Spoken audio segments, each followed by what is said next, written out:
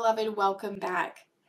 Tomorrow is a very exciting day for a lot of reasons, but specifically because tomorrow is the feast of Saint Edith Stein, also known as Saint Teresa Benedicta of the Cross. Edith Stein is a special saint friend of mine, and also one of the patron saints of the BLVED Collective. I chose her to be one of the patron saints because I've been formed through her writings on femininity. They've really touched me in a lot of ways. And she's been a really influential thinker on those topics for the church for a long time. And I kind of see my work as not so new and different, like new ideas and, something revolutionary people have never heard, but really sharing the work of those who've come before me who are much smarter and closer with the Lord. I'm simply handing on what I've been given, either through the thoughts of others or with my walk with the Lord himself. So Edith Stein is one of those saints who I really want to hold on to her work and hand that on. So a little bit about Saint Edith Stein. She was born into a Jewish family in Poland in 1891. She was always a very smart kid, right? She excelled at school, did a lot of that when she was young, and she became a well-known philosopher in phenomenology. Say that 10 times fast, right? Philosopher in phenomenology, which in a summarized way analyzes experiences, right? Phenomenology analyzes experiences to understand what's really going on at the root. As far as my knowledge, that's a definition that works. John Paul II also was a phenomenologist and has been influenced by Edith Stein's work. So during her life, she had a time where she considered herself atheist, right? So she was born Jewish, had this time of atheism, and then she got interested in Catholicism. I think her work brought her there. I'm not really sure. But regardless, she was converted to Catholicism and baptized in Germany in 1922. And 11 years later, she joined the Carmelites in Cologne, Germany. So she became a Carmelite sister, and that's when she became known as Teresa Benedicta of the Cross. That was her religious name. But because of the political unrest in Germany at that time, she was actually moved to Holland, to the Carmelites there. And eventually when the Nazis conquered Holland, Teresa was arrested and sent to Auschwitz, where she died in 1942 at the age of 51. So even though she lived in a time of great darkness in the church and in the world, she was a shining light with her faithfulness and her mind dedicated to sharing the truth at all costs, which is why I love her so much, because that is truly my mission here as well, to share the truth at all costs. I'm so inspired by the amount of work that she was able to accomplish in her lifetime, right? It wasn't a super long life. And as a scholar, she wrote a lot of works on women, which, by the way, are actually really, really hard to read as casual reading. It's like really heady philosophy. So if you're going to read her work, like her original work, buckle up. There's been some books that people have written. I can think of one in particular that people have kind of done the hard work and then like broke it down, which is easier for us to understand.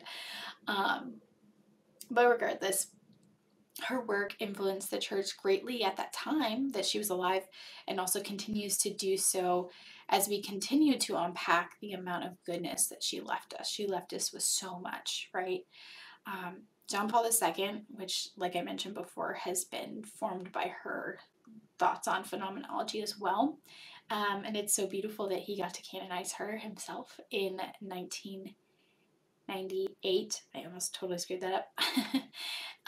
And said this during his homily at the canonization mass. He said, "The message of the cross has entered the hearts of so many men and women and changed their lives. The spiritual experience of St. Edith Stein is an eloquent example of this extraordinary interior renewal. A young woman in search of the truth has become a saint and martyr through the silent workings of divine grace. Teresa Benedicta of the Cross, who from heaven repeats to us today all the words that marked her life. Far be it from me to glory except in the cross of our Lord Jesus Christ. How beautiful, right? And how I strive for those words to be read someday about me, as I imagine we all can. So I love to really celebrate the lives of the saints and learn as much about them as I can. So I wanted to tell you a little bit about her and my special relationship with her. Today, tomorrow's her feast day. So maybe you're listening to it on her feast day. I don't know when you're listening to this, but I wanted to just touch on that a little bit. And if you follow along with the BLVED Collective for any amount of time, you'll know that I love to launch new things, open enrollment, and announce things on a saint's feast days. And you better believe that I save some special, really exciting things for our patron saints feast days. So tomorrow, on the feast of St. Edith Stein, we are officially opening the BLVED CO shop. A physical product shop filled with intentionally curated products to aid you in becoming a saint today, as well as preparing you well for your future. That's my mission with this shop, and I am so excited to finally have it open tomorrow and be able to get these products in your hands. So let's take a minute and talk about these products that are launching tomorrow. Right, first up, I have some note cards that I'm launching. I love getting mail in the mail. Anyone else? Like, I really love getting real mail. Letters are some of my favorite things. And in today's world, with how lonely we can feel, I'm excited to offer beautiful note cards that you can use to write to those you love, right? Community is so darn important. But the reality is that we have people we love spread all over the country, and even all over the world that we don't stay in touch with, and writing, or that we want to stay in touch with, right? And writing a letter is the perfect way to do that when we can't show up at their door in person. Or even, for the friend down the street. You can write them a letter, bring it to them in person, or even mail it, because who does not love getting a good old-fashioned letter? So those are the note cards. Then we have the notepads, and gosh, am I excited for these. Who doesn't love lists? I don't think I've ever met anyone who doesn't love or want or ever need to make a list, ever.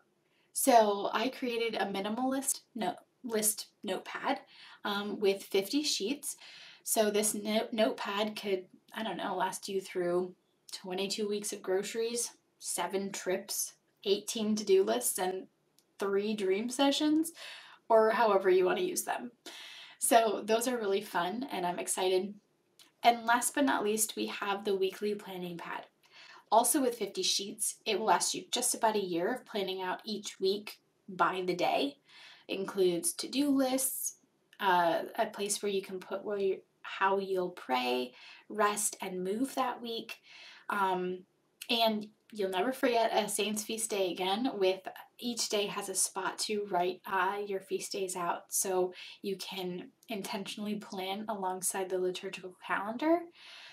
I personally have loved planners in the past, but they don't really fit my lifestyle right now. And this weekly pad is perfect for what I need, right? Because I can see my week at a glance, and then when I don't need that week anymore, I don't need it, and I start fresh, right? And I know planners aren't for everyone. They're not everyone's jam, so maybe this will be perfect for you as well. If maybe you've loved planners in the past, but you don't really need a full planner for your lifestyle today, or you just never really have jived with a planner, this might be a perfect option for you. So these are the products that I'm launching tomorrow. I have so many more ideas in my head, goodness. So don't worry. There will be more always coming. But I am so thrilled to finally get these out to you guys. So don't forget to check the BLVED Co shop tomorrow for its grand opening at theblovedcollective.com.